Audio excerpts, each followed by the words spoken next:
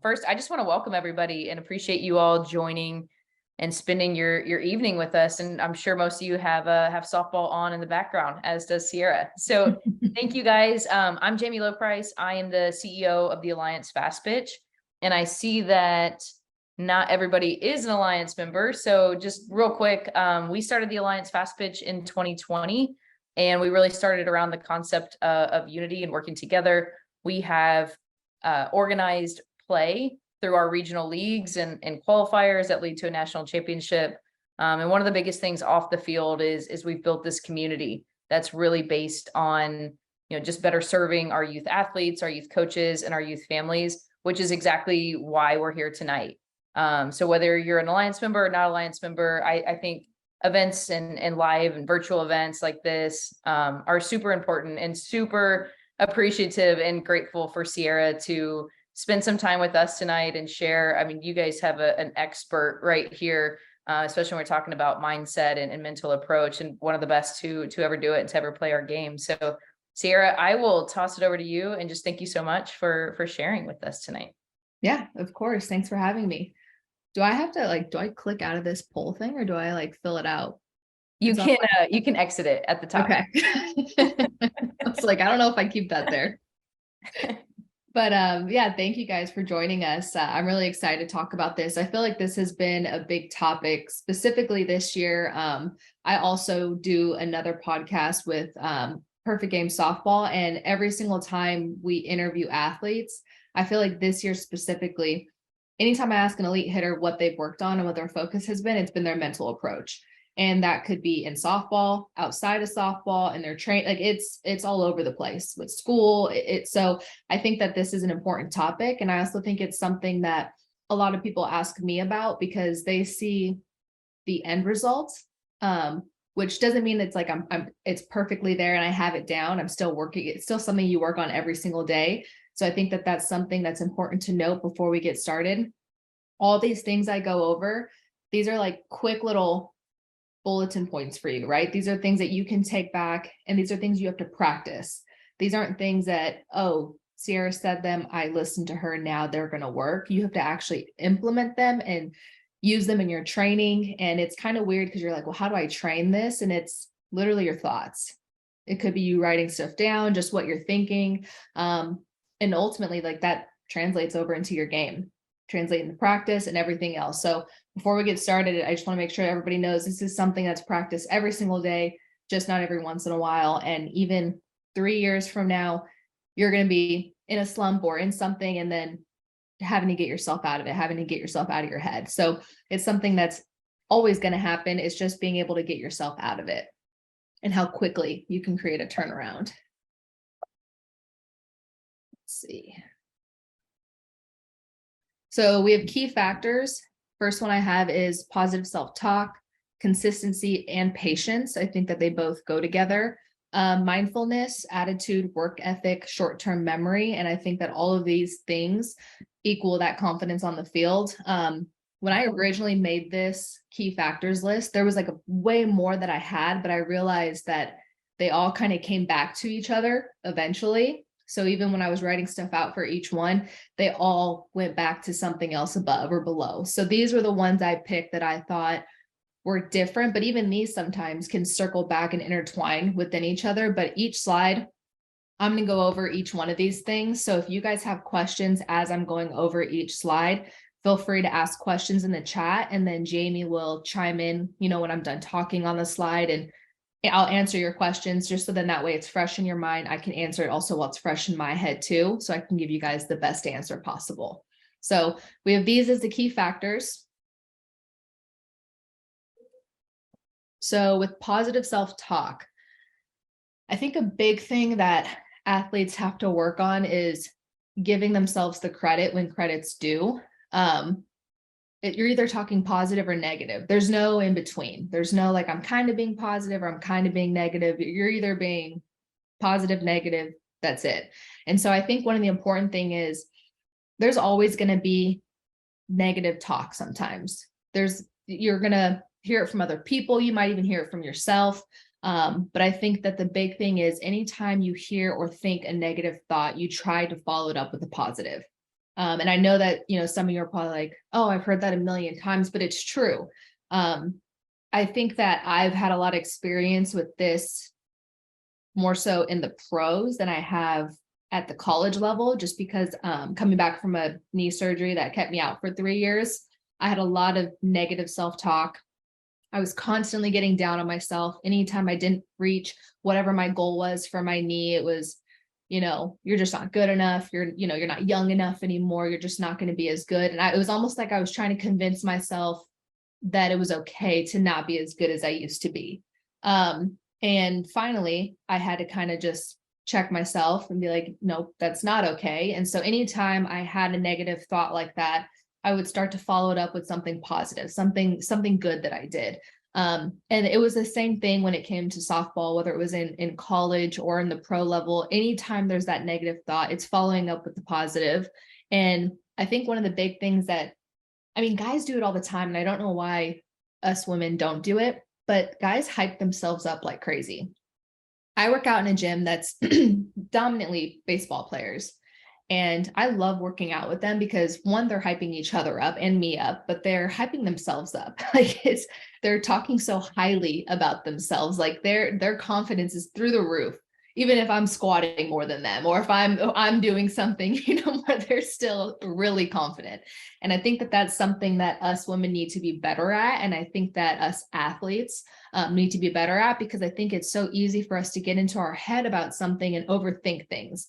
When in reality, like if you do something good, be pumped up about it, be fired up about it. I think that this postseason is a great example. Like there's athletes, I know some people like it, some people don't. Like, you hit a home run, you flip the bat, or like, to me, that's not anybody being cocky or anything else. That's somebody who has worked her butt off to be able to like produce in that moment. And she's fired up and she's sharing that, just like the MLB guys do, right? Like you're fired up and you're feeling confident within yourself. And I think that at the end of the day, there's with social media and everything, there's so much negativity and so much talking down to women athletes anytime we get hyped up or anytime we do something. And I think that the more comfortable you can get with yourself as an athlete, the more confident you're going to feel in general, right? I think that it's going to allow you to play more freely. You're going to feel more confident in your game and your ability, because you guys train a lot. Like you're doing a lot throughout your travel ball season. Travel ball players, the amount that you guys travel, and the games you play is insane. So I think that acknowledging when you do something well is important, just like you acknowledge when you mess up, right? It's so easy to acknowledge when you mess up, you have an error, strikeout, or a bad game. But for some reason, we kind of like brush off sometimes when we do something really, really good. And I'm a victim of it too. Like I did that to myself all the time. I could be an All-American, but I wasn't happy with All-American because I didn't get Player of the Year that year. Like there was always something I was like not satisfied with. And that was something that I wish I in college would have done better at, because I think that even though I played with a ton of confidence, like I feel like, I don't know, I think I maybe would have felt even more free throughout my years at Michigan, just because I wouldn't have been putting so much pressure on myself to produce. Luckily, like I did, but I was putting so much unnecessary pressure on myself that had no business being there. But I wasn't acknowledging the good things that I was doing when they were happening. And that could be because I'm a little bit of a perfectionist when it comes to the game. I do something and I think I could do it even better. I hit a home run, I think I could hit it even further. So I feel like I'm always in a competition with myself. But at the same time, like that's not always bad. It's just being able to like set a boundary with yourself on when it's kind of too much and when you need to take a step back. Because at the end of the day, I think a big thing is you're in competition with yourself. You're really never in competition with anybody else. At the end of the day, you want to make yourself proud. So I think that that's where that positive self-talk comes from. But that negative self-talk, you guys already saw it. Like I don't even have to really cover that part. But way too often I hear us women athlete saying things like this. I could be at a camp and I could be giving these girls a drill and they're like, oh, I just suck at it. Nope, like that's not a good enough answer. Like not for me, because I don't want you to feel that way, right? You don't have to be bad at this drill. You could be good at it. You just have to practice it. Same thing with, we're so quick to hype up other girls, but we don't hype up ourselves saying, she's so much better than me. again, that doesn't have to be the case. Like, and you don't have to accept that answer. And that's not to say that that girl's not really good, but don't put yourself now in this bubble of, I'm not going to get to where she is. You can. So I think the important thing is, like, anytime you have those negative thoughts, you have to remember and look like, I could get there. I could be her. I just have to train a little bit more. I just need to practice a little bit more, right? There's always something you can do to get a little bit better. So it's kind of like trying to stop that negative, like, talk that us girls have of almost giving the light to somebody else. Like, allow yourself to have that too. Because for some reason we always push it to other people, but never to ourselves. And I think that that's something we have to get better at. The one I probably hate the most is, I'm just not that good. I'm just like, wait, what? You're not that good. You can be, again, with training and everything else. And then the joking about being bad. This one makes me laugh because I think of my travel ball coach, Mike Stiff. I would miss a ground ball and he would always say, nice try. And he knew that saying nice try pissed me off, because I knew he was insinuating like, that was good, but not good enough. You couldn't really get there. And he knew what he was doing every time he said that to me. And he did it every time. And it got under my skin every time. And then he would hit one after I missed one like that. He'd hit it right at me, like a nice, easy one. And then he'd be like, next. And I'm like, no, hit it again. Hit it back to that spot that I just missed. And then I would get it, field it cleanly. And he would just smile and look away, like, because he didn't want to give me props. But it's one of those things where it's like, you have to have enough pride in yourself of, you know, for me, it was hearing nice try. That wasn't okay with me. I'm like, no, I can get that down. So I think just having that self-awareness and that positivity within yourself and confidence to just be like, look, I got this. I can do it. If I'm not there yet, I can get there. But yeah, I think that that's a big thing that us athletes, women athletes need to work on, and young girls. I think it starts at a young age too. So first off, I could totally hear Mike and like him saying that, and I like am picturing him. Nice try. Yeah, just nice try. I'm like, oh my gosh. We did have a question. Do you have a go-to if something is not going your way, or maybe negative things do start to creep into your mind? Do you have a go-to positive self-talk or phrase? Anytime I'm starting to question my swing or anything, whatever it might be, anything that I'm doing, I always revert back to my preparation. I think about, so like if it's my hitting, if my hitting is just bad, I'm like, I don't know what my swing is. I'm not feeling anything. I start to think about all the training I did, because then I revert back to that, because then I know this has nothing to do with my preparation. Like, I am more than prepared for this moment. This might just be the game of softball right now, right? Softball is a game of failure. My swing doesn't feel very good. Doesn't mean it's not going to feel good my next at bat or tomorrow or games next weekend, but like trusting that preparation. So for me, it's kind of like a quick little reflection on what I've done. And as long as I can always confidently say to myself, you're prepared, you're good, you did everything you need to do, there's really no reason for me to continue to get in my head.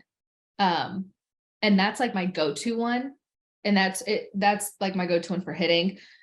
When it's anything with my knee, there's still times where I'll have like negative thoughts with my knee, where I don't feel like as fast as I used to be, or I just don't feel the same as I used to. I quickly kind of just, I don't even know how to explain how. I think I practiced this, so this is why I don't know how to explain it, but it's almost like I'm able to shut it off in my head. So once I'm starting to like doubt myself or talk negative about my knee and what it's been through, what my body's been through for the past 3 years when I wasn't playing, I immediately shut it off, because the fact that I'm able to play and do the things that I'm doing, like, just goes to show everything that I've accomplished and like have persevered through. Because I mean, at one point I was like relearning how to walk heel toe, because I had been out of the game so long and I had so many surgeries. Like, I think about like, there's no reason why I should be able to play at this level right now, having gone through everything I went through by myself. Like, you know, I didn't have all the fancy trainers and everything. I had to make do with what I had. I was buying every gadget you can think of that was going to help me recover. So, you know, I had to remember too, like, how tough I was. So anytime I was getting a little scared or anything with my knee, like I just remembered I was tougher. I remembered that I could handle anything else. So for me, it was reflecting back on moments that made me feel good, like good about myself and what I was able to do. Sierra, we got one about a teammate in this situation. So what do you do if there's a girl on your team or a teammate that she looks down or she has negative self-talk? What are some things that you can do to help her? I mean, the quickest thing you can do is shut it down for her. Nobody wants to be somebody who is like sucking the energy out of their friends and teammates. And sometimes people don't realize that they're doing it. So they're really not at fault. They don't realize. But I think anytime you're around a negative person, a negative teammate in general, like the first thing I'll do is just be like, hey, you're good. Like none of that, like quit that. Or like if they're saying something negative, I follow it up with a positive. Someone's like, oh, my swing's not feeling that good. I'm like, dude, you hit 500 like last weekend. I think you're fine. Whether it's we're joking or something like that. It's almost like being that hype woman that maybe that they need in that moment. I do it for friends. I do it for my partner all the time. If there's ever a negative self-talk, I'm always that one following it up with something positive. Well, on the bright side, this happened, because I know what it's like when you get into that hole and that rabbit hole of negative, negative, negative. It becomes really hard to climb back out of, because all you see are the bad. Because sometimes the bad is just so like prevalent. You're like, I can't get away from it because the good seems so small. And so I'm always trying to be that person that can like follow it up with something positive. And I think that that's nice too, because you'll notice that when you do that for other people, if you're ever having a moment yourself, maybe that person will kind of remember something you said or did for them. And then next thing you know, your actions towards them result in them giving you that same energy back, because at the end of the day, if someone's trying to talk poorly about themselves or just being negative in general, but they hear all this positivity around them, and the whole group is being positive and they're that one negative, they're going to feel really left out, and they're going to want to kind of creep into that positivity train, and they're not going to want to be that person over there all sad and upset. So I really think that you carrying yourself and then also giving some of that positive energy off, whether they accept it or not, they have to accept it. That's not on you to try to get them to accept it, but you just saying that could completely change somebody's day. So just saying it out loud instead of just thinking it definitely helps. Good there? Okay, we'll go to the next one. Consistency and patience. So these are consistency. I think I'm pretty locked down in. Patience, still something I work on to this day. I think I've gotten a lot better at it, but I definitely want you guys to acknowledge the fact that I'm not saying I'm perfect at any of these. These are still work in progress all the time. But I definitely think I've gotten so much better compared to where I was as a travel ball player to now as a pro. On the consistency side, when it comes to like your mental approach and your game, if you're consistently putting in work, it's just proven you're gonna get results. Right. And yes, it needs to be good work. You need to be focused and doing good drills and everything else. But if you're putting in the work, you're going to see improvements. The worst thing you could do is just stay still and be stagnant. If your version of being consistent and thinking you're putting in the work is sliding through TikTok and Instagram reels of baseball, softball drills, you're getting a lot of ideas, but you're not actually doing anything. So softball is one of those sports, like most all sports, like you have to go out there and actually do stuff, right? You can't be sitting and thinking about everything you want to do. Are you actually doing it and being consistent at it? Because at the end of the day, if you're not consistently going in and working on things, you're not going to see as much of an improvement. But in the same sense, if you're consistently going in, don't expect it to happen right away. It might take time. When I first started hitting now at this gym that I'm training at, I was trying to figure out what was missing for me this past year at Athletes Unlimited.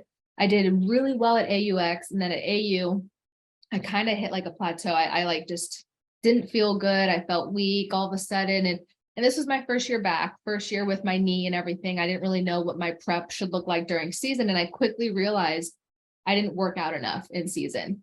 I didn't do enough during that AU season to keep myself fresh and strong. I kept thinking it was my swing, but I really don't think that was the case because I knew my recovery was there, but I wasn't being consistent in the weight room in season. Now, of course, in season training looks different than out of season training, but I wasn't being consistent there. And so then my patience was like all over the place with myself because I couldn't figure out what was going on. So when you are able to figure out a training pattern or a weekly outline of this is what I'm going to do, it makes that patience, I think, a lot easier because it allows you some grace because you're like, okay, I'm working on this. I'm consistently working on this. And you're going to end up getting those results a lot sooner when you're consistently working on something than you would if you're working on it here and there. And then that's when your patience is going to be really, really short because you're like, I'm not getting any results, but I'm working on it. Oh, but you're working on it twice a week. So those results are going to come far, far later on. So I think that that's a big thing because when it comes to your approach in the box, you're wondering why you're not executing, you're not doing X, Y, and Z. Well, you're not consistently staying with the same routine.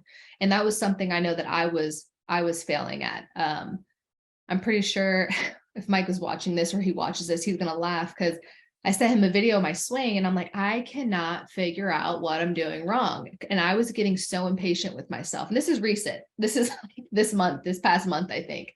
And I'm like trying to figure out what's going on in my swing. Like I would crush a ball, but I'm like, there's something wrong with this. Like this might look good on film, but I just don't know it's going to perform in the game. Like just something was missing. So I sent him a video and he's like, why are you doing this, this, and this? And he pointed out everything that I changed. And I'm like, what the heck? Like, how did he see all that? How does he even remember that? And of course, Mike being Mike, he pulls up a video of me when I was on the Pride and he's like, look at your swing here.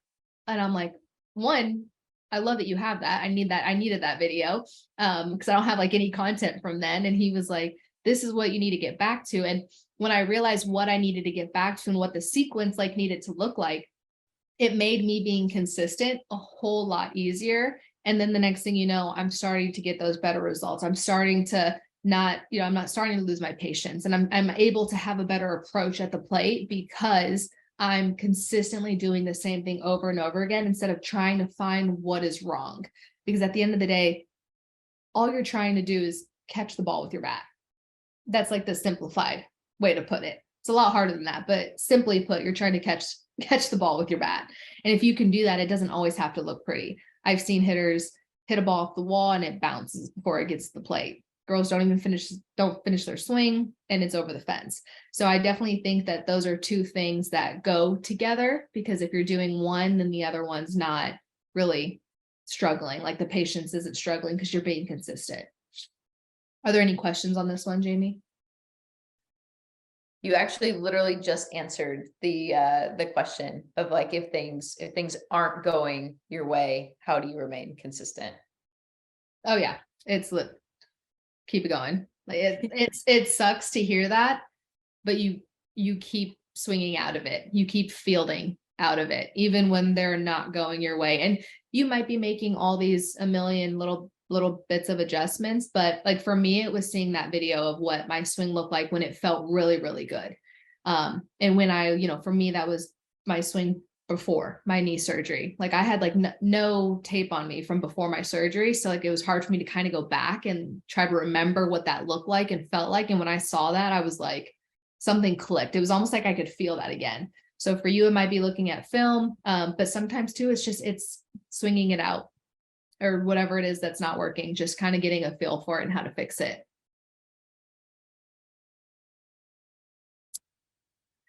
Mindfulness. So the ability to put attention where it needs to be. This is another thing that Mike always says, like both Cindy and I are known for. There's those players that want to go in and take a million swings. Cindy and I were those ones that were like, you know what, we know what work needs to be done. And if the work gets done, and it's done really well, it could take 30 minutes and I'm out. But there are days too where I swing and I'll be in that gym swinging for 3 hours. There's days where I'm like, yep, I'll be done working out by this time. The next thing you know, 2 hours goes by and I'm like, yep, that I just had to swing out of it. Kind of like I was talking about in the last slide. But I think the fact that both Sydney and I were so mindful and always where our feet were is what helped us put in good work because we were really limited on time. So STC were retrained.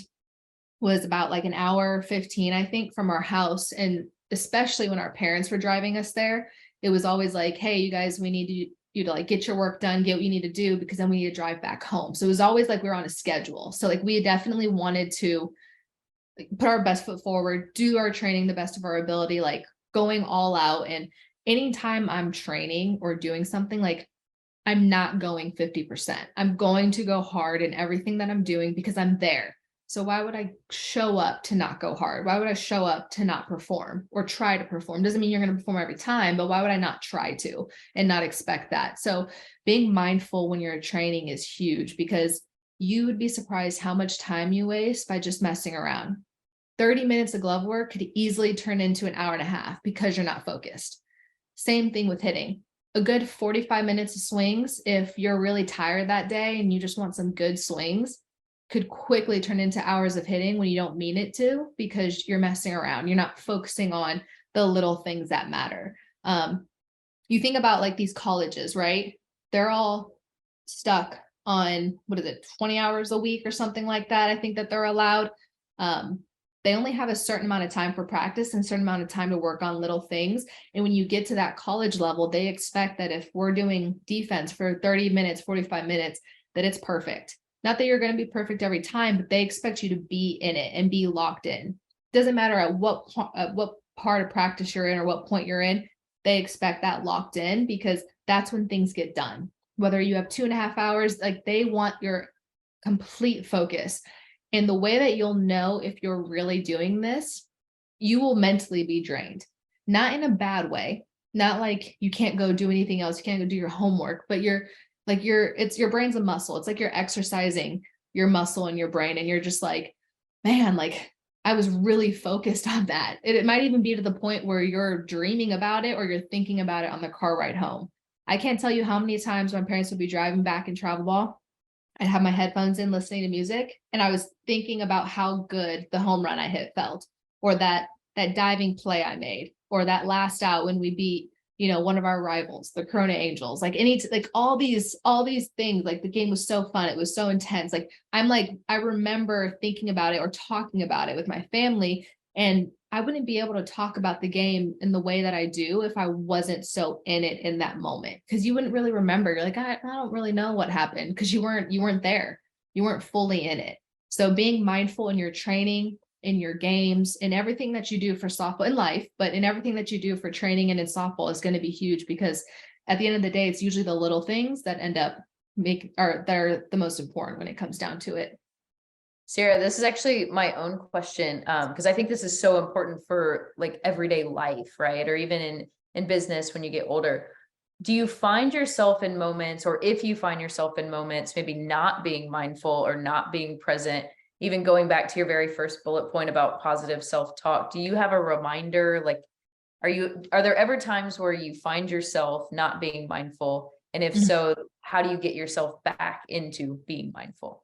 Yeah, I do this in softball and I do this in business and in life, and no one has seen me do it yet. So I haven't had anyone like call me out on it. But if I feel like I'm not being like where I'm supposed to be mentally, I'll have to like take a deep breath, and then I'll say, check in. Like, but I say it very stern to myself, as if like someone else that I, should be listening to is saying it to me, whether it's like my mom, my dad, Mike, whoever would be saying it to me. And I'm like, oh shoot, like, here we go. It's like just a moment for me to be like, you're all over the place. Check in, get it together. So that's what that deep breath is for. I do it a lot in my hitting. I'm sure my trainer has noticed it at some point. I think I probably have it on video somewhere in my phone, because I record everything when I'm hitting, and I'll be getting frustrated or I'm not focusing on what I'm actually trying to train and work.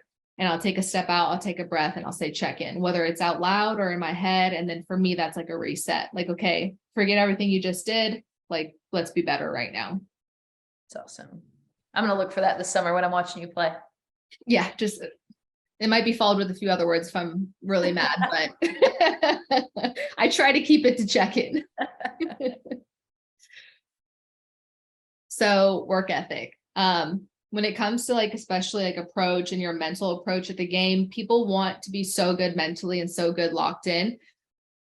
But one thing I've noticed, it's people are kind of in la la land with what they do and what they think they do and what they really do. So some people will sit here and tell you, yeah, I train 4 days a week. I do this, I do that. I call BS. No, you're not. And I can tell if you are or you're not. And I may not call you out right then and there, but I just know that you're not telling the truth. And there's nothing wrong with that. It's just being able to acknowledge when you're doing it and when you're not. There was a time when, I was training and I was focusing way, way, way too much on my strength and conditioning. I was not doing enough hitting or defense. Like right now, I can acknowledge I'm not doing enough defense because I'm so focused on my hitting, but I'll get my defense in. I'll make sure that I do. And I will hold myself to that standard and make sure that I get it in. But if someone were to ask me like, oh, are you doing? Yeah, I'm hitting and I'm doing my strength and conditioning a lot. Like that is good to go. I need to make sure I'm working in some glove work and some more defense. So, but it's one of those things where don't be like scared of what other people are going to think or going to say. Like if you're able to acknowledge when you need to work on something, that's huge. I think that is such a big step because so many times like you don't want to feel dumb or look silly because, I'm not hitting enough or I'm not doing this enough, but I don't want to say that. I want it to make it sound like I'm doing everything I'm supposed to be doing. And that's not always the case. That's not always the case for me, but I can acknowledge it. Like, oh yeah, I wasn't working out enough. I tell you, I'm not working out enough. I should probably be working out more. And then that's on me to fix it. Right. And so I think work ethic is going to be huge and being able to acknowledge and be honest with yourself if you're putting in enough work. So when your coach asks you, if you go over and your coach is like, did you train? Don't say yes unless you did. Like, if you didn't train, like, no, I didn't. And I need to fix it. I tell this story all the time. Sophia, she probably laughs and hates when I tell this story, but I was home. I don't even know if I was home for, I think I was home from college and, I took her to her hitting lesson with my old hitting coach that was out there in Marietta, Temecula area. And I'm watching her hit and she is doing terrible, like so bad. And I'm just like, wow, like this is going to be interesting. I'm like, am I going to say something to her in the car? Am I not? Do I just like let it go? Like, I'm not her parent. What do I do? And so we're driving back and, she's crying. I'm like, I like look at her. I'm like, what are you crying for? And Sophia and my siblings, they know me. I'm just very like matter of fact. So like, what are you crying for? Like, what's going on? And she's like, well, gosh, I just sucked today. Like I hit so bad. And I'm like, well, did you train? Like, did you do anything all week? I mean, we have the net set up in the backyard, the tee, like I haven't seen you take swings one time since I've been home. And she's like, no. And I'm like, so why would you expect to have a good hitting lesson if you didn't do anything all week? Like, help me understand that. And she just was kind of like, I don't know. And I'm like, well, I don't know is not good enough. Like, that's just, you're not going to get any better if that's going to be your approach. If you have games, I literally told her, I'm like, you have games tomorrow and you just had a bad hitting lesson. And now you're going to go into your games this weekend feeling so bad because you're crying and upset about your hitting today because of the work you did not put in this week. As soon as we got home, she went straight to the backyard and she swung until she felt good, just off the tee. Now, granted, I'm sure she wished she would have just did that at lessons because that's when she had a machine and that would have been a better time to like really just go into, having like a feel good Friday for the weekend, but her work ethic wasn't there. So she can't expect it to then result in good stats over the weekend. Lucky for her, maybe those swings that she got out after her hitting lesson, she had a pretty good weekend. But after that, she made sure that she was putting in her swings all week because she didn't want to get called out again. And I think that that's something that's important too. Like if you can't call out yourself, make sure you have somebody else that can call you out, but somebody else who you're not going to take it personal from, because then you're not going to be able to really work on what needs to be worked on to fix that mental approach. Like Sophia was able to fix that going into the weekend because she got called out on it and she recognized it, right? Her being able to recognize it and allow that constructive criticism and not take offense to it was like a huge moment for her as an athlete. Because athletes, if you're taking things too sensitive all the time and you're just like, oh, they're out to get me, they don't like me, whatever, it's not going to get you very far. Because then you're gonna think the world's out to get you at that point, because somebody always has something to say. I could literally pull up a Instagram video of like 20 different guys telling me that I can't hit right now. But I just laugh. And I'm like, okay, Billy, whatever you got to say, go back to video games. So, you know what I mean? So it's like, I just, you just have to, you start to develop that after a while, because you know the work you put in, you know what you're capable of doing. So be very realistic and honest with yourself.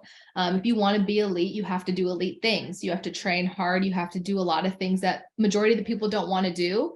And that's why there's athletes that go to certain levels and athletes that don't. But there's also athletes that don't go to certain levels because that's not what they're looking for in college. Some would rather go and have more of a softball and life balance.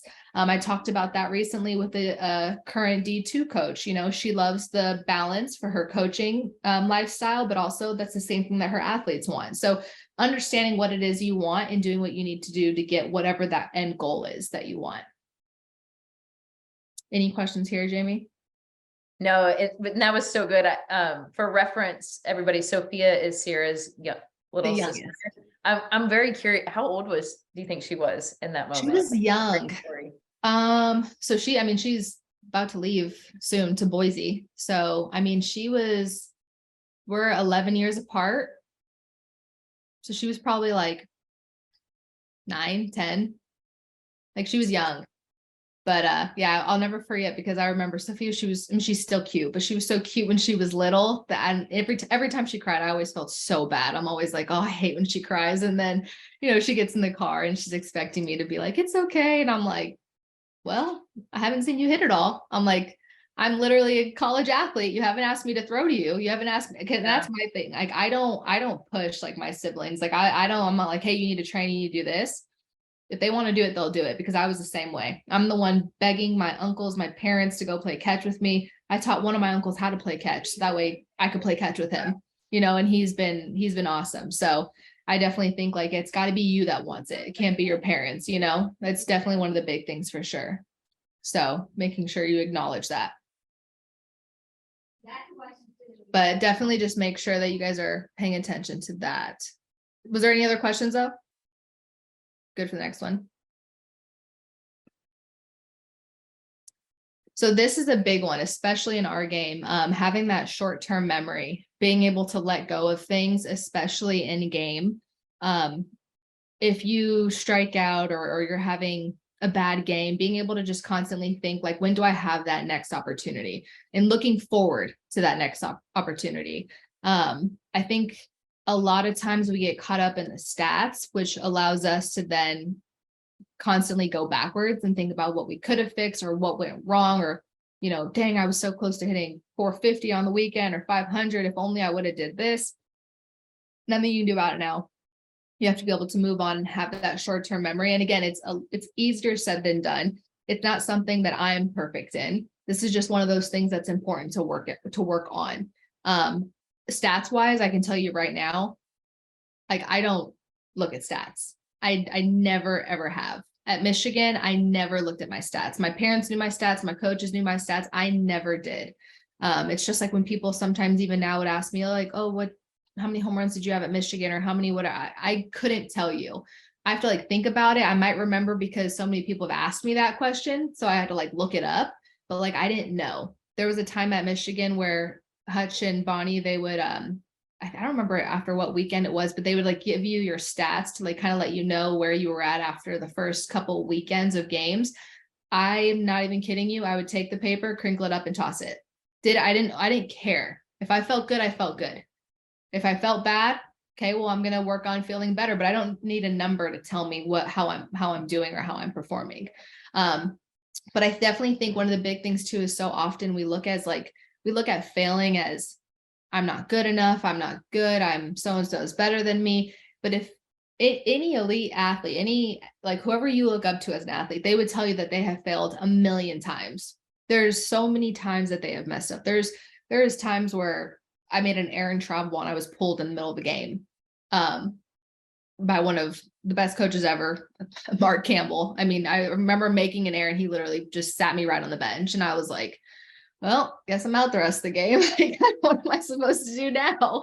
And, he just like, we work on that. Like, you don't make that error in a game. Yeah, you're right. I don't. And so, you know what? I'm going to work my butt off to make that never happen again. Doesn't mean it'll never happen again.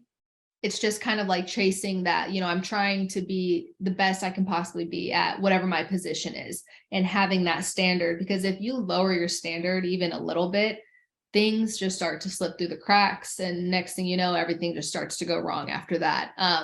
But the big thing, like, especially with like hitting, I know I need to constantly work on this. I'll sometimes, I think I know my zone really, really well. And so does the umpire. Sometimes I strongly disagree with their calls, and I'm just like, that's not a strike.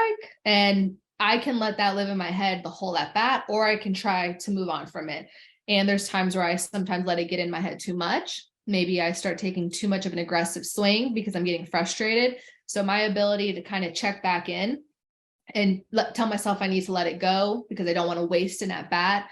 But I think that one of the big things is, as soon as your at bat is done or over, you can, whether you're happy or mad about it, I think a big thing, whether it's good or bad, is allowing yourself to have that moment, but then checking back in. Again, even if it's a home run, get hyped up, get whatever about it, but then check back in and lock back in. If you strike out, same thing. You can have your moment. For me, I would walk, get some water. Once I got my water and finished it, that was when I had to be done being mad. Doesn't mean I wouldn't think about it later, like way later on, but in that moment, like, I was done with it. I wanted to move on from it. So that's really important for you to have, because otherwise it's going to trickle into every single at bat after that. I think there was like maybe one time at Michigan where I struck out 3 times in a row. And I remember Hutch looking at me and she's like, "Are you okay?" And I was so mad that she even said that to me. I was like, "What the heck, Hutch?" And I'm like, "Yeah, I'm fine." And I didn't know what I was doing wrong. I'm pretty sure Jessica Burrows was the pitcher throwing to me. She was spinning it really well. And if you know Jessica Burrows, like, she's not throwing it hard. She's just really spinny and off speed, and her stuff was working. And she had struck me out. And then I don't remember if it was her again that I faced the 4th at bat, or it might have been a different pitcher. But I hit a home run my 4th at bat. Whether it was off her or somebody else, that's not the point. The big thing was I could either let the fact that I just struck out 3 times get to me, or I can make an adjustment. And all I'm going to think about is that last at bat. After that, I completely forgot about the strikeouts, right? The strikeouts are gone. Like, I hit a home run. I was pumped. I made an adjustment. And I acknowledge that. And so I think that being able to just drop those things and let them go, especially in our game, which is full of failure, is going to be huge for you athletes. Because if you think about it, like, hitting 500, with which not many people do, it's like 50% on a test, and that's not good. But it's good in softball. It's really good in softball. I mean, 30%, 300 is good in softball. So, you have to think about all the times that you're going to have to fail to even get that number. And you have to be really comfortable with failing. Like, you need to make failing kind of like your best friend, because it's going to happen. It's inevitable. I'm going to go hit tomorrow and I might whiff at a few balls. I might pop them up. Like, it's going to happen, but I'm not going to sit there and be upset about it and then ruin my whole hitting session. I'm going to move on and make adjustments. Any questions there? No questions. So if anybody has any questions, feel free to throw them in here.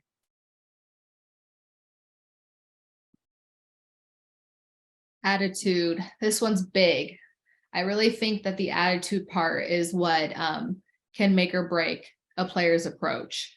It kind of goes back to all the things that I've listed prior to this, just because every single one of those things, your attitude plays a role in it.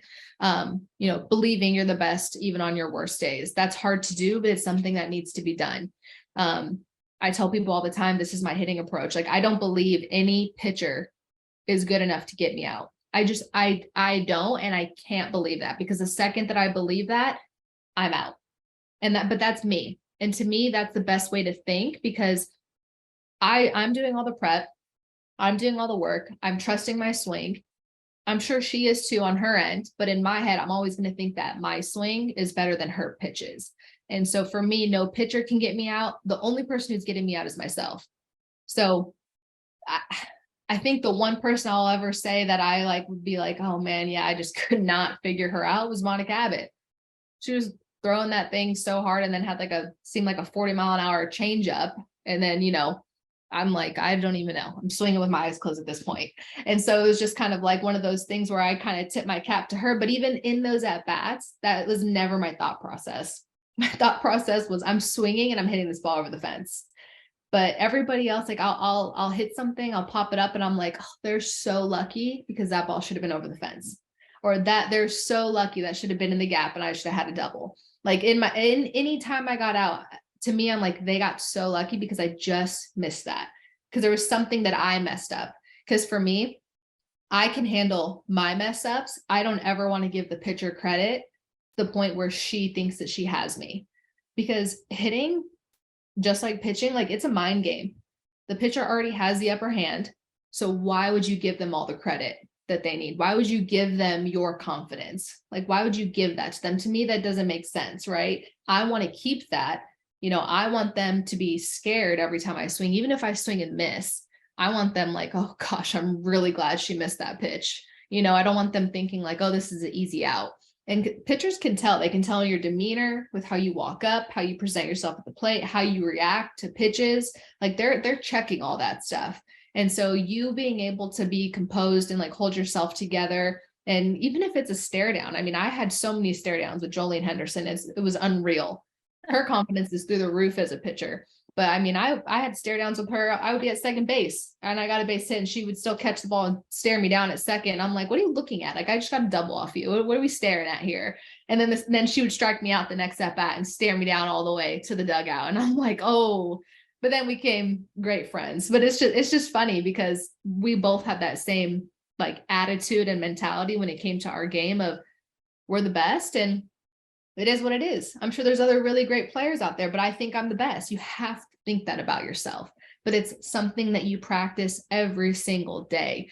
I think one of the worst things you can do as a hitter is like when you're getting in your head is think that all these other things are messed up or wrong in your swing, when in reality, you might just be tired.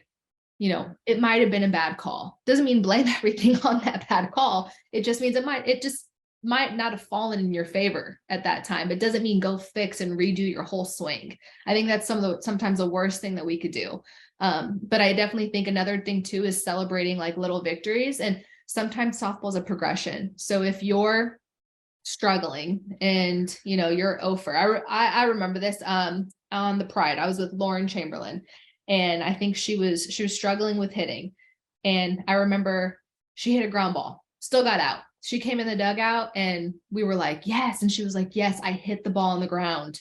She got out. It wasn't like some great ground ball. Like, you know what I mean? She was out by a mile, but she was just happy to touch the ball and felt like she made a good piece. Next one, she popped up. They caught it. And she's like, ooh, I'm getting there. I'm getting there. She's bought in now at this point to the progression of softball with how it works. Right. So now she's like, okay, next, I just hit a pop-up. I had a ground ball, a pop-up. Now let's see if I can maybe line it out a little bit. Let's see if I can get a line drive. Next one, she gets a line drive. Okay, but it's caught. She's like, oh man, well, it's going to fall. Her hit that she got was like a crappy little Judy over like the second baseman, like right off the edge of the bat. She got on second base, the dugout, or first base, dugout went crazy. She's going crazy on first. And everybody else is probably like, that was not a good hit in the stands, but they don't know the progression that she had to go through to get there, to get that hit. After that, I mean, she was fine. It was like her little slump never happened. But sometimes it is that progression and being okay with not getting the outcome every time and focusing more on what did you do well that you didn't do prior. Before you were striking out, before you weren't seeing the ball. Now you put it in play, you put it in play hard. You hit it in the air, you hit a line drive. Now the home runs come. Now maybe all these other good things start to happen. But also going on from that is then trusting your preparation. She's, someone who's going to trust that she's put in the work, just like I am in any other elite athlete. I'm going to always go back to my preparation. As long as I'm doing every single thing that I should have done leading up to this point, there's really no reason for me to doubt myself. Doesn't mean it's not going to happen, but practicing pushing those thoughts out and having that attitude of I'm doing everything that I need to be doing. So like things will go right. I am training, I am being consistent, like things will get figured out, and trusting that. And I'm sure some of you are like, oh, I just want like the magic answer. I just want her to tell me what to do and then it's all going to be fixed. I wish I could tell you guys that this is just going to fix everything. Everything I've listed here, these are things that I still do now. I'm 29 years old and I play professional softball. I still have to work on these things. These don't just, some of them come natural to me now. Like I know, and I have my little cues and things, but they're things that I've had to consistently practice. I can't tell you how many times at Michigan, like with my attitude, there would be a time where sometimes our field was rough because we had like artificial dirt, and I'd get some bad hops and I'd get hit in the face or the chest or whatever. And I'd get pissed off. Like I'm annoyed, and Hutch would be like, get in again, get in again. And I had to be like aware enough with myself. Like I just need a minute. So I would walk like down the foul line to the fence, walk back, and I would recheck in during practice. I don't do that like now anymore. I'm able to like get it going a lot quicker because that was like too much time. Like I shouldn't have to walk all the way to the fence and back. But for me, like I had to do that to calm down because I was so frustrated and so annoyed. But that's part of the progression of learning like that about myself. And now I'm able to check in a lot quicker, even when I'm mad, furious. Like I could be really mad. I can check in real quick. You know, if anything, I'm using that adrenaline to help me in a good way instead of a negative way. But the big thing too is like this one says, it's you versus you. And I'll even creep into the other one. So like you're the one who has to make yourself proud. At the end of the day, you're the only one who's going to be able to do that and fulfill that like emptiness of I need to, I want to accomplish this. Only you are going to do it. Okay. Yes, your teammates, your coaches, they all play this role, but you have to make yourself proud. And at the end of the day, it's you versus you. So if you're not doing the right things, you can't really expect to get those results. And I think that that's one of those really big things when it comes to attitude is acknowledging, like I said, when you're in the right and when you're in the wrong. And if you're able to acknowledge when you're not doing something right or when you're not actually training enough and you're making excuses, I think that that's when an athlete reaches like a whole other level. I was talking to a young lady. She's one of the elite pitchers in the D2 level. And she talked about how for her, it was like a life event that happened, but it allowed her to really realize and check in like, dang, I relied so much on, this person to help me. I need to be able to do this on my own as well. Because even though with softball, you still need other people sometimes for training, there's plenty of things you can do on your own. Even though you may not want to hit off a tee all the time, you'd rather have front toss. Front toss throwers are really hard to find sometimes. Like sometimes sometimes people are not good at throwing front toss. Like I'm not the best at throwing front toss. So it's like, I feel bad. Like I feel like I should be really good at front toss and I'm not good at front toss. But that's why like you have to be able to do things for yourself to make yourself proud, because at the end of the day, usually the most worst like enemy and negative self-talk is coming from you more so than anybody else.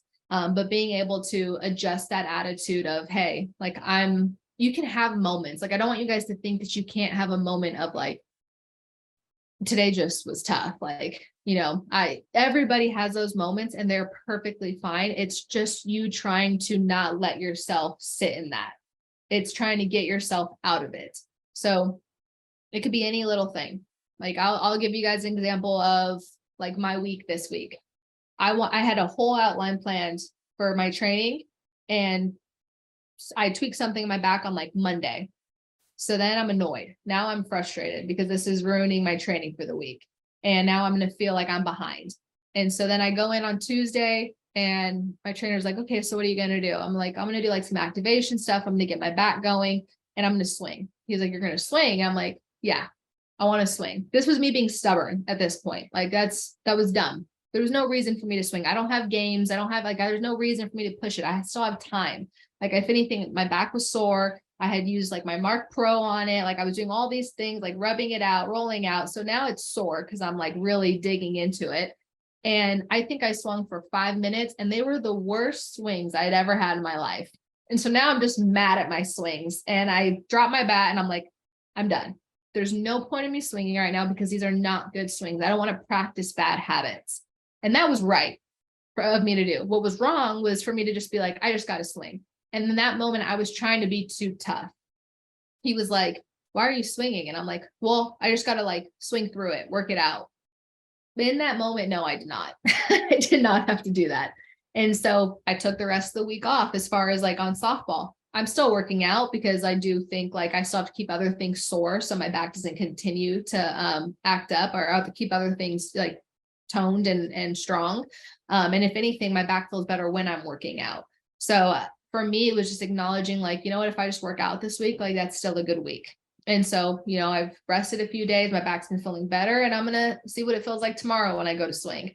But it's having that right attitude, but still sometimes you jump a little too far ahead and you get a little stubborn, a little frustrated, and that attitude isn't maybe so good and not where it needs to be, when I could have taken that extra day off. But again, these are all things we all fall into, and it's just getting ourselves out of them, but recognizing when we're doing them. Because ultimately, like that's what leads to you having kind of like that bulletproof approach, because your approach is constantly changing. Everything is always going to be different with the pitcher you're facing, or that this or that. But the biggest and the hardest thing to work through is the mental game. It's really never, am I sitting an inside pitch? Am I sitting a curveball or rise? What am I sitting? Like, as you develop as an athlete, those things grow. It's really that mental side of, oh, I suck right now. Or wow, she's throwing really good, I can't hit her. Yes, I can. I'm going to hit her. I'm going to hit her. I'm going to hit this ball over the fence. Is what I'm going to do. Right. Or, oh, she struck me out my last at bat. That's not happening again. Even if it happens again. Okay. She got me. It's not going to happen again after that. Like having that confidence within yourself and having that standard and not letting yourself slip below whatever that standard is. Would you say sometimes you just you got to talk yourself into it too? Oh yeah. There's big times where you're just like, that's what I mean by like being your own hype woman. Like there's times where you just got to be like, just go, like, just do it. I had plenty of practice with that. Like anybody who's ever had an injury, like you have so much practice with that. So for me, I was terrified to take my first swing post, knee surgery, terrified to sprint fully post knee surgery. So it's almost like you just say, okay, go. Like, even if you look super unathletic or super weird doing it, like you're just like, just go for it. Same thing with like hitting. Like if you're buying into, the curveball, like I'm looking for a curveball. That's it. I'm bought in. That's what I'm searching for. It's like tunnel vision. And sometimes like Jamie said, it's sometimes just saying go. And sometimes I know athletes, like that's how simple they keep it. That's how simple I would keep it. Like I hardly watched any hitting film when I was in college. I watched very few because when I'd step up to the plate, to me, it's a bar strike. I don't care what pitch it is, because all throughout the week, I'm working on hitting a drop, curve, rise, change, whatever it is. So I know I can hit it. I just have to be on time and I have to fully buy into my swing.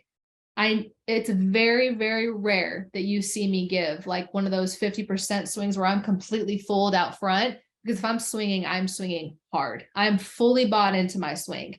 But that's one thing that, again, is practice. Because to me, if you're going to swing and you're half swinging at it, you're not actually going, and it turns into like a weak little roundabout swing. At some point you said go and then you stopped. But why did you say stop? Because you weren't sure of yourself. But there's no reason to be questioning it, because you have like, I don't even know, a second to decide if you're swinging or not. So you should be thinking go always. It should never be a maybe. It's either a yes or a no. And in hitting, it's a yes until it's a no. So every single pitch I'm getting, I'm always swinging. Every pitch before she pitches, I'm swinging.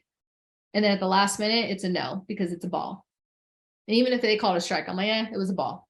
So in my head, it could be down the middle and I'm like, oh, okay, I probably should have swung, but nope, it's a ball in my head. So it's fine. I'm just going to hit the next one. We did have a specific question about getting into the box. What thoughts go through your head right before stepping into the box? So typically when I step in, the only thing that I'm thinking about is crushing anything close to the plate. I'm someone who keeps it very simple. Unless I'm looking for a specific pitch, I might be thinking about that. And, I might be thinking about, okay, this is where I'm set up. Can I get to whatever it is that I'm looking for? Or am I in the correct spot on the box? Like, if I'm facing a drop ball pitcher, I typically like to move up in the box and get it at its highest point rather than its lowest or breaking point. Or rise ball, I might be in the back, like whatever that might be. Like I'm planning that out beforehand. So I'm not really thinking about that as I'm going into the box. I'm thinking about that when I'm waiting for my at bat, or I'm on deck. That's when all that thought stuff is, okay, where am I going to go? I want to be prepared. This is where I'm stepping in. But when I actually step into the box, I keep it very simple to, I know my strike zone. And if the ball is in that area, I'm going to hit it, and I'm going to hit it hard.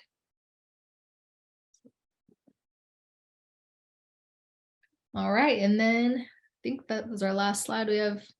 So just to end it, I wanted to let you guys know that I did launch a app with my trainer. Right now in the App Store, it's called Summer's Method app, but we are working on having that change. So it's just the same across the board, because it is the 32 Approach Softball Academy. So we're working on getting the app changed to just being called the 32 Approach, but you guys won't have to worry about that. That's just like a visual that'll change. It'll still be the same app, but in there we offer defense, hitting, softball specific strength and conditioning, as well as like podcast talk where we go on, we talk about this kind of stuff. He's a former baseball player, so there's a lot of similarities and things that him and I go back and forth on and talk about. But just to give you a quick little visual, like when you go through this app right here, that'll be what you see. And then it's like, it's got everything. And as you go through it and you check it off, you'll have like little check marks. Anything you don't know what it is, there's videos of me doing everything, whether it's agility, strength, softball, hitting, fielding. But there's really no question. I think that the big thing, and as far as like feedback, we've gotten feedback that it's tough. Like it's a tough program. It is, because it's meant to prepare you for the college level. Not many people can afford a strength coach. Not many people can afford hitting and fielding. Like my strength coach, for example, he's at least minimum $250 to $300 a month. And you're getting, all 3 or 4 of these things for $32 a month. So this is really for, that athlete that wants to be prepared to try to get to that next level. It's on, it's a calendar. So it'll show like Monday through Friday. And if you want to do Monday, Wednesday, Friday, do Monday, Wednesday, Friday. If you want to do the whole week, do the whole week. But just know that this can be scaled to you. You don't have to do every day just because I do every day. Like you have to also recognize again that we're different, and I've been training longer. So if you want to start out once, twice a week, everything is up to you. And I want to make sure that you guys understand that, so you're not feeling that pressure of, I got to work out and do this every single day.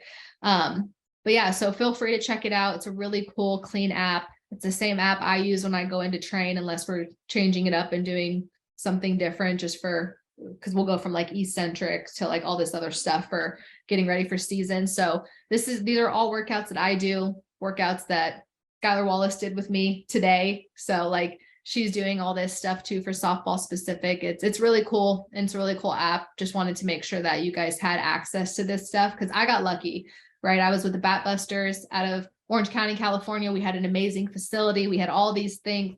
And, when I started doing lessons and I started doing camps and clinics, like it became very obvious that not everybody had access to that stuff. And that was very rare to find. So we wanted to make sure that 1, it was affordable, but 2, it was really, really good. And it was realistic to what the softball world needed.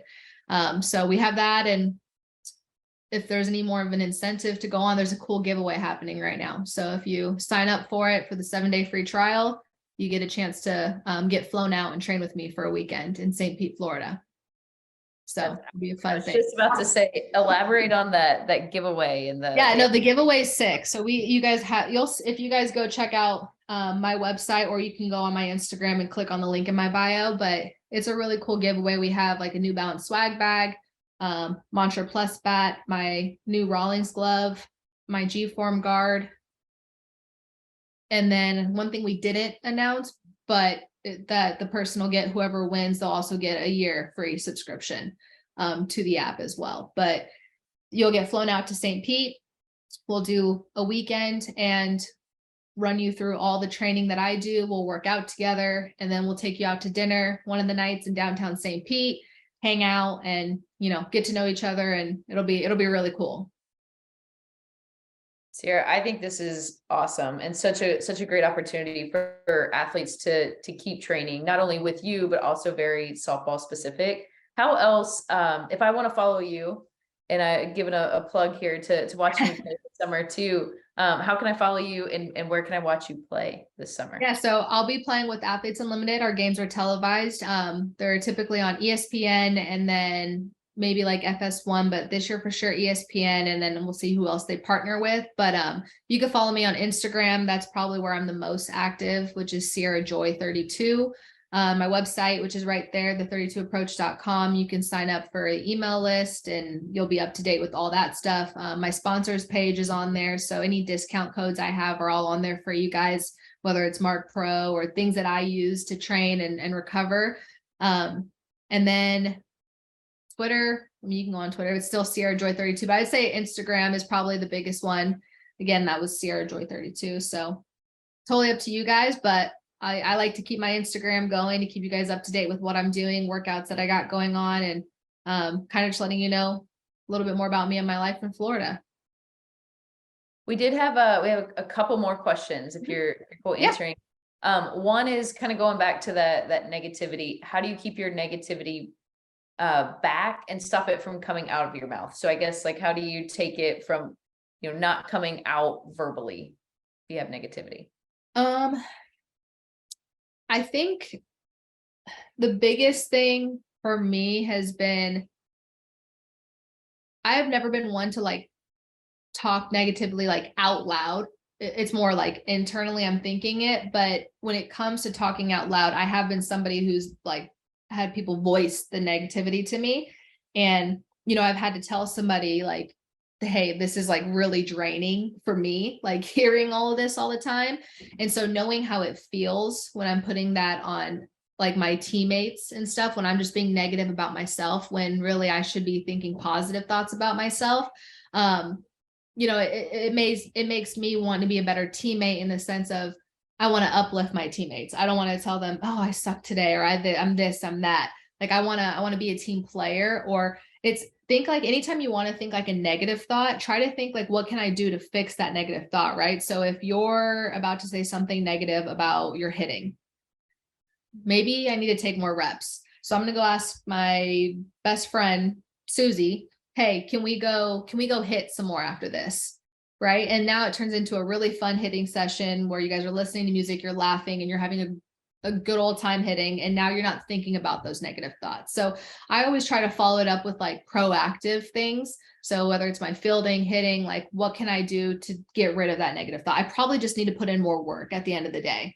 But sometimes that's not always the case. Maybe it's not work. Maybe it is just I'm talking negativity to myself and saying it out loud. So I would like have that friend or parent, whoever, where you can like talk it through.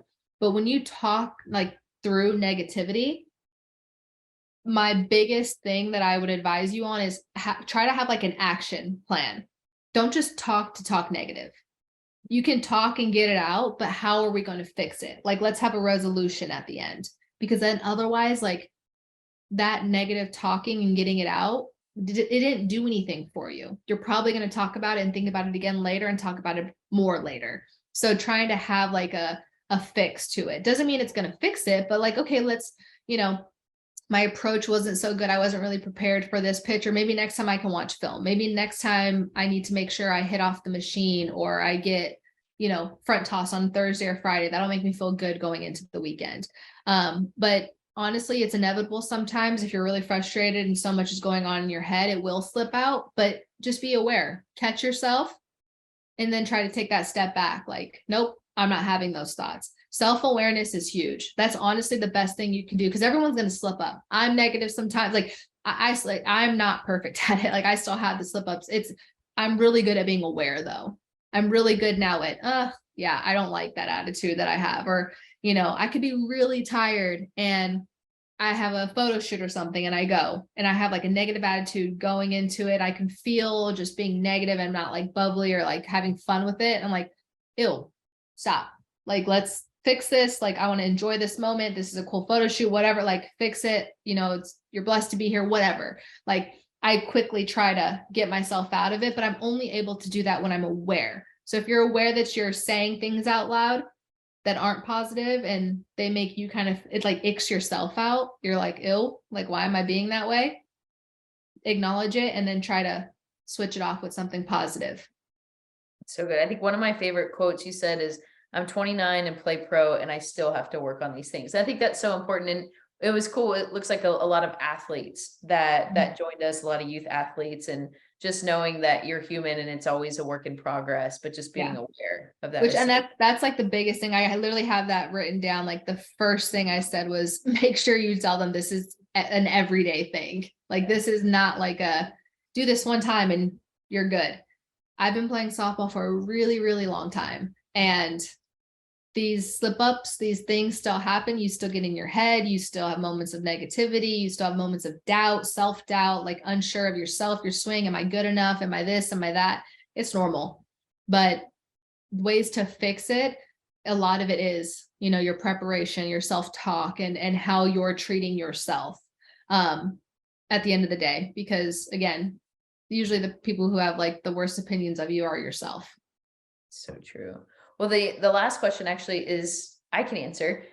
Is there a way that anybody can rewatch? So we did record this, and we will send out the recording to everybody so that you have access. I would highly encourage you.